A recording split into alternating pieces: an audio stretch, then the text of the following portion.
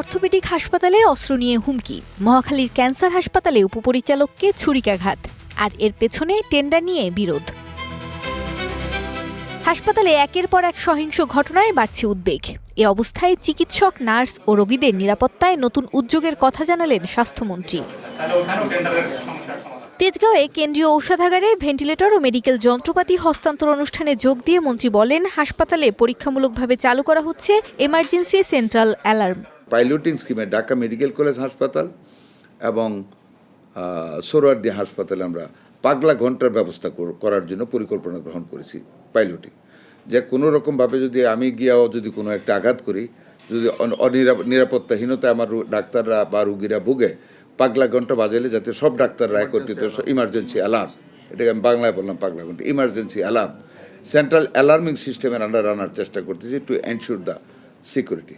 এ সময় চিকিৎসকদের উপর হামলাকারীদের বিরুদ্ধে কঠোর ব্যবস্থা নেওয়া হবে বলেও সতর্ক করেন তিনি। সকল সন্ত্রাসীদেরকে আমরা সকলকে আইডেন্টিফাই করতেছি, সকল দালালদেরকে ধরার জন্য আমরা আমাদের র্যাব কাজ করতেছে, এবং আমিও ঢাকার বিভিন্ন জায়গা বাইরে গিয়েছি। স্বাস্থ্য খাতে টেন্ডার প্রক্রিয়ার সঙ্গে সংশ্লিষ্টদের দুর্নীতি, অবহেলা ও গাফিলতি থেকে বিরত থাকার আহ্বানও জানান মন্ত্রী। Thank you. Moumita Mou, star news, Dhaka.